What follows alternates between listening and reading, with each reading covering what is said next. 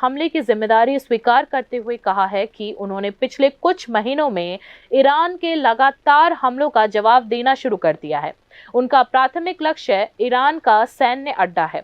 इसके अलावा तेल अवीव ने इराक और सीरिया में कई सारे विस्फोट किए हैं। शनिवार को इजरायली रक्षा बलों ने कहा कि वे ईरानी सैन्य ठिकानों को निशाना बनाकर विशिष्ट हमले कर रहे थे। शनिवार की रात से तेहरान और सिराज में कम से कम 2 हवाई हमले हुए हैं। सुबह से ही 2 शहर धमाकों की आवाज से दहल उठे। युद्ध विशेषज्ञों का मानना है कि ईरान और इजरायल के बीच सीधे टकराव से पश्चिम एशिया में युद्ध की तीव्रता बढ़ गई है। हवाई हमले के बाद ईरान, इराक और सीरिया ने अपना हवाई क्षेत्र भी बंद कर दिया है। उधर इजरायल के प्रधानमंत्री ने कहा कि देश को सुरक्षित रखने के लिए ईरान पर हमला किया गया है।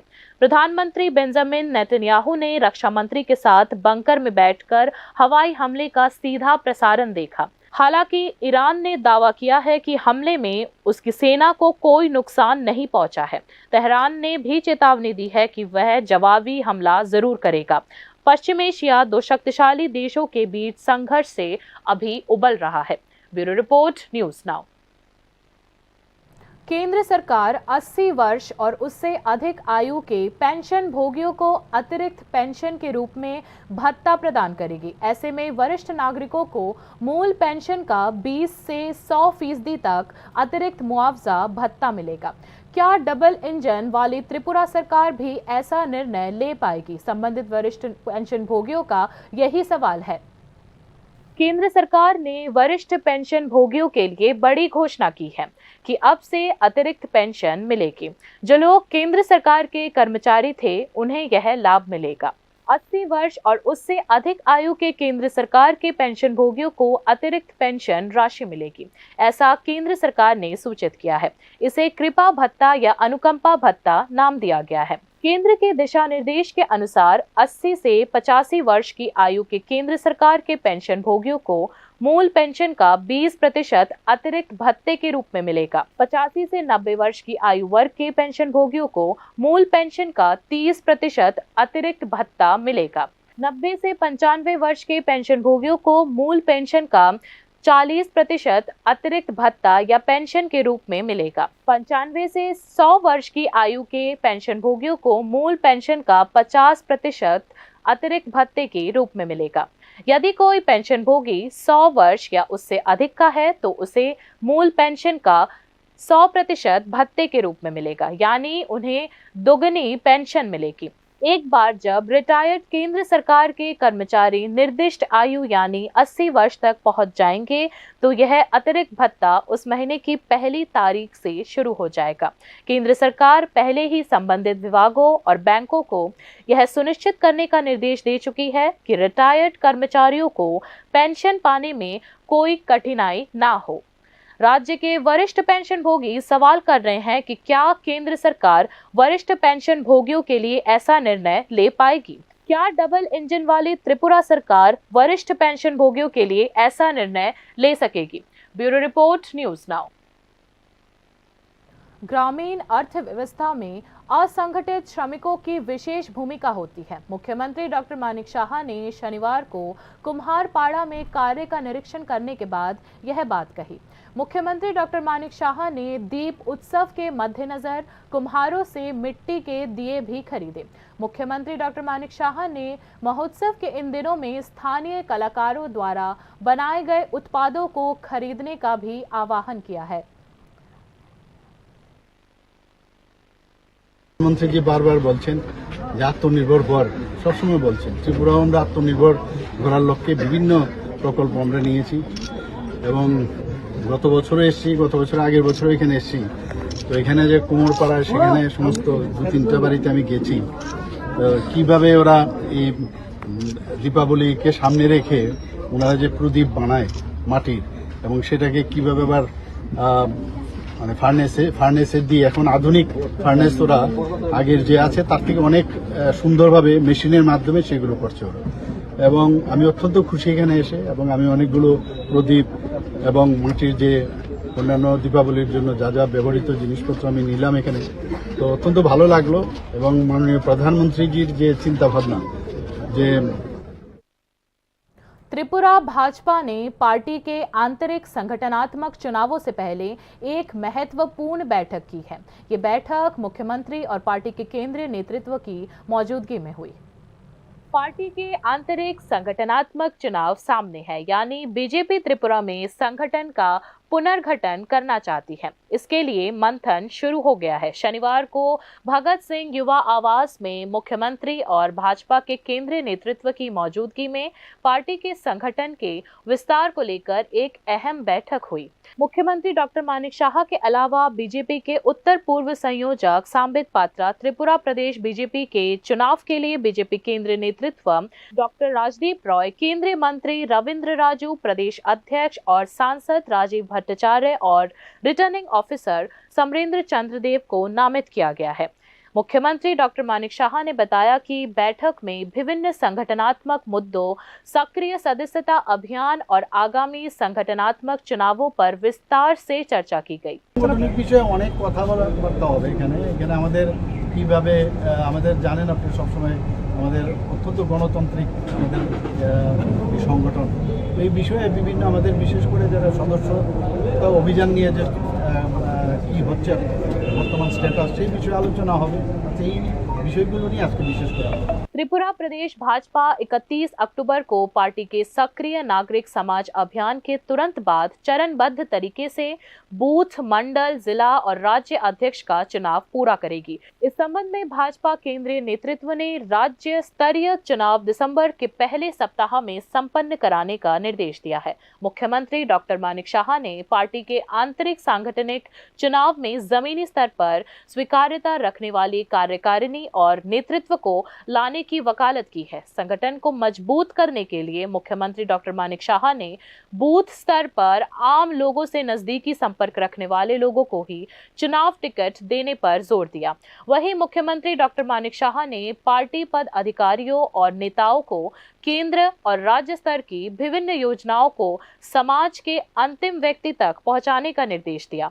2022 में बिप्लब कुमार देव की जगह मुख्यमंत्री डॉक्टर मानिक शाह के नेतृत्व में बीजेपी ने त्रिपुरा में विधानसभा, लोकसभा, त्रिस्तरीय पंचायत चुनाव में बड़ी सफलता हासिल की थी। मुख्यमंत्री डॉक्टर मानिक शाह कानून व्यवस्था बिगाड़ने वालों के खिलाफ सख्त रुख अपनाकर आम लोगों के बीच स्वीकार्यता हासिल करने में सफल रहे हैं। राजनीतिक विशेषज्ञों को यकीन है कि भाजपा का केंद्रीय नेतृत्व स्वाभाविक कारणों से त्रिपुरा में आगामी आंतरिक संगठनात्मक चुनावों में मुख्यमंत्री डॉक्टर मानिक शाह को विचारधारा को अनेक महत्व देगा। Bureau report, news now. Party के काम में व्यस्त होने के कारण राज्य सरकार के जिम्मेदार मंत्री कार्यालय में गैर हाजिर हैं। मंत्रियों को पार्टी को समय देना पड़ता है, खासकर नागरिक पदों के भर्ती के अभियान के कारण, और इसी सब के चलते प्रशासनिक कामकाज ठप हो गया है। राज्य सरकार के प्रशासनिक कामकाज में एक अजीब सा ठहराव आ गया है। राज्य सचिवालय के समर्पित कार्यकर्ताओं ने आरोप लगाया कि राज्य मंत्रिमंडल के सदस्यों का एक वर्ग पार्टी के काम में व्यस्तता के कारण पहले से ही कार्यालय में गैर हाजिर रहा है। उसके ऊपर सत्तारूढ़ भाजपा पार्टी के नागरिक अभियान कार्यक्रम को जोड़ा गया है। सत्तारूढ़ भाजपा का 31 अगस्त तक 12 लाख उम्मीदवारों को इकट्ठा करने का लक्ष्य पार्टी को राज्य मंत्रिमंडल के संबंधित सदस्यों के लिए ओवर टाइम काम करने के लिए मजबूर कर रहा है, जिसके चलते राज्य सचिवालय लगभग खाली ही रहता है। दुर्गा पूजा के बाद से इक्का दुक्का लोगों को छोड़कर कोई भी मंत्री कार्यालय में नजर नहीं आया है। मंत्रियों की अनुपस्थिति के कारण प्रशासन के उच्च पदस्थ नौकरशाहों में भी रवैयों की कमी देखी गई है। नतीजतन प्रशासनिक क्षेत्र में एक अजीब सा ठहराव आ गया है।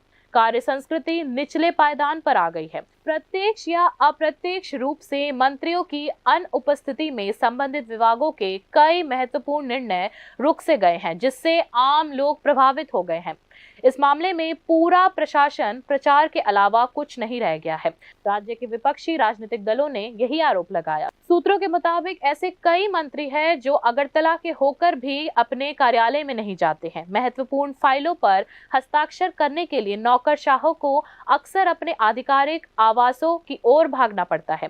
संबंधित सूचना विशेषज्ञों के अनुसार संबंधित विभागों के मंत्रियों की अनुपस्थिति के कारण प्रशासनिक स्तर पर यह गतिरोध केंद्र और राज्य सरकार की विभिन्न जनहित से जुड़ी परियोजनाओं को जमीनी स्तर तक पहुंचाने में बाधा उत्पन्न कर रहा है। दूसरी ओर प्रशासन के उच्च स्तर पर ढिलाई का असर निचले स्तर पर भी होता है। यह कहना कोई नई बात नहीं होगी। Bureau report, news now.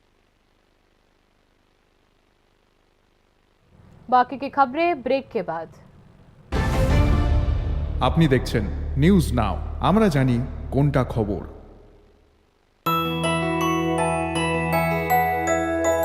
স্বাদে ভরা ঘিয়ের সুবাস লংতরায়, কি ভালো খেতে।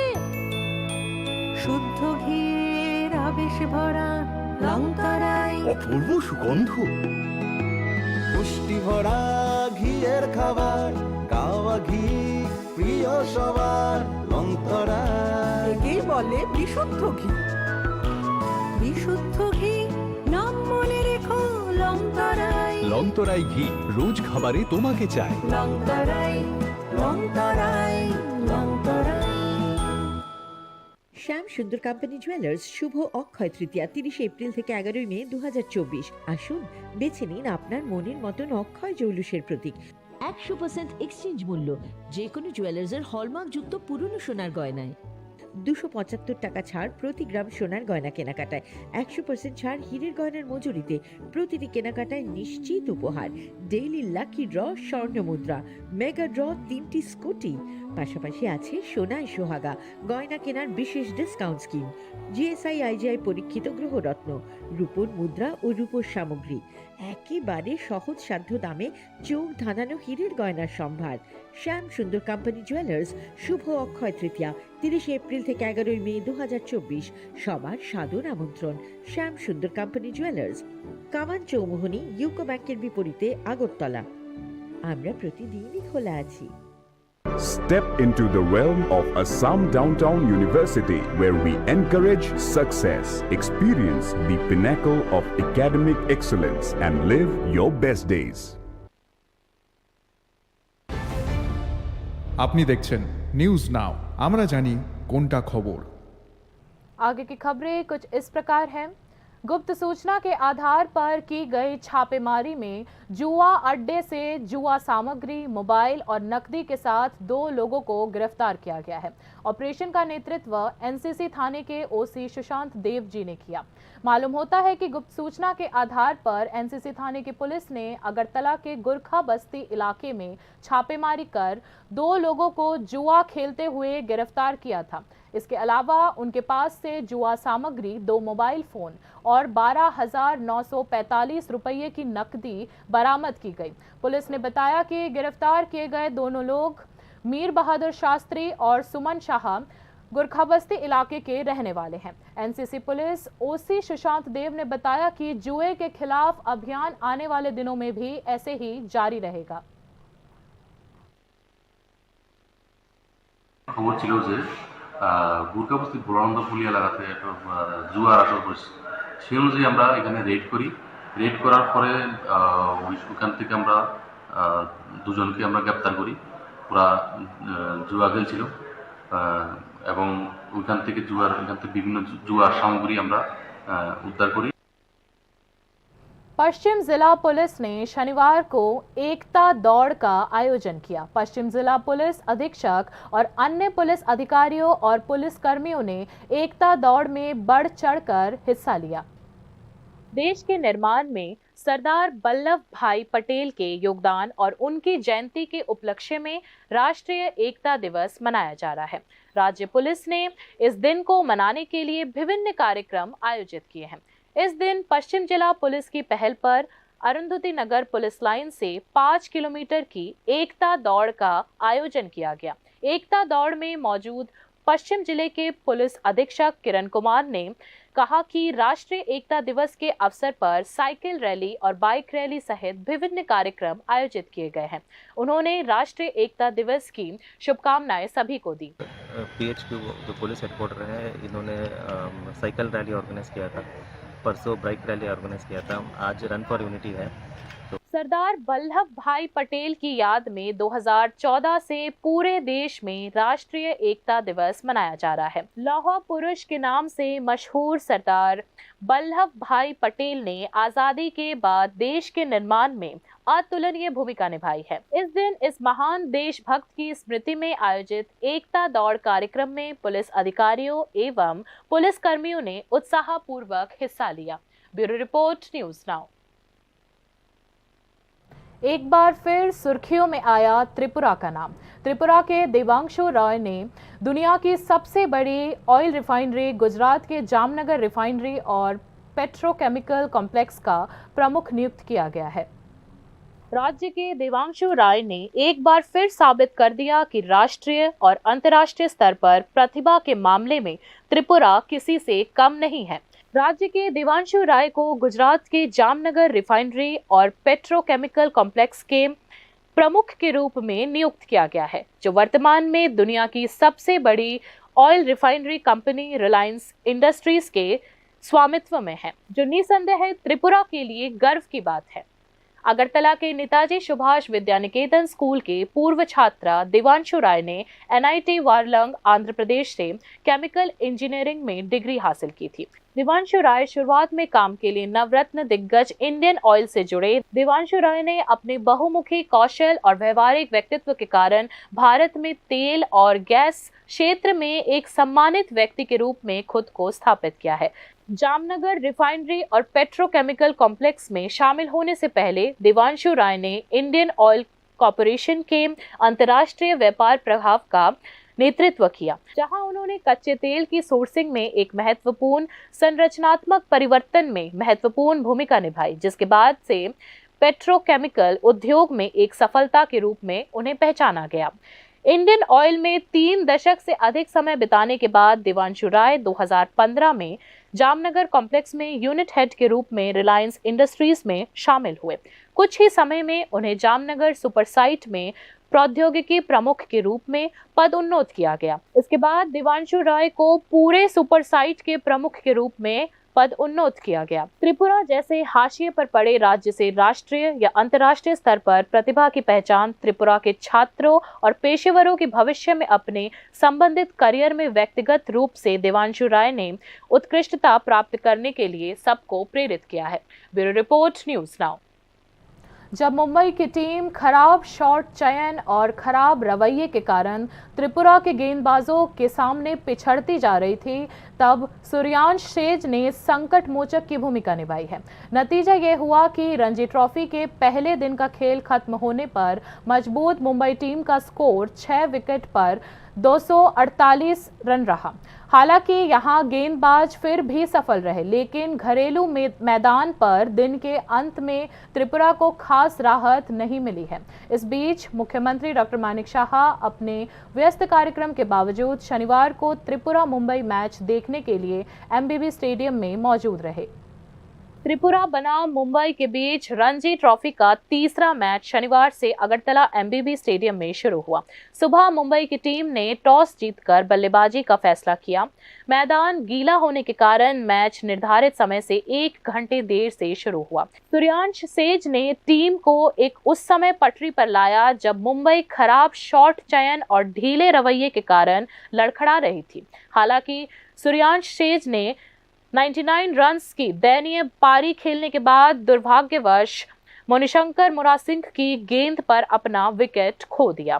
पहले दिन का खेल खत्म होने पर मुंबई का स्कोर 6 विकेट पर 248 रन था। पवेलियन लौटने वाले मुंबई के बल्लेबाजों में अंकुश रघुवंशी, आयुष मात्रे, सिद्धांत अदात्रो, कप्तान अजिंक्य रहाणे, सिद्धेश लांग और सूर्यांश सेज शामिल रहे। पहले दिन के खेल के बाद सैम्स मुलानी और हिमांशु सिंह क्रीज पर है। त्रिपुरा के गेंदबाजों में मणिशंकर मुरासिंह और अभिजीत सरकार ने 2-2 विकेट लिए। परवेज सुल्तान को 1 ही विकेट मिल सका। रविवार को मुंबई की टीम ने शुरुआत में त्रिपुरा को बल्लेबाजी के लिए आमंत्रित करने की योजना बनाई। मैच के दूसरे दिन लंच तक बल्लेबाजी की गई। इस बीच मुख्यमंत्री डॉक्टर मानिक शाह अपने व्यस्त कार्यक्रम के बावजूद शनिवार को मुंबई त्रिपुरा मैच देखने के लिए एमबीबी मैदान पर पहुंचे। नरसिंहगढ़ में अंतर्राष्ट्रीय स्तर के स्टेडियम का निर्माण कुछ समय से रुका हुआ है। इस संबंध में मुख्यमंत्री ने कहा कि टीसीए और ठेकेदार के बीच कुछ समस्याएं उत्पन्न हो गई है। फिलहाल 3 मध्यस्थ नियुक्त किए गए हैं। मुख्यमंत्री ने कहा कि 6 महीने के अंदर काम पूरा करने के लिए पहल करने का निर्देश दिया गया है। मुख्यमंत्री ने यह भी उम्मीद जताई कि क्रिकेट स्टेडियम बनने के बाद राज्य में बड़े पैमाने पर खेल आयोजित होंगे। Bureau report, news now. बाकी न्यूज अपडेट्स के लिए देखते रहिए न्यूज़ नाउ। शुभ रात्रि।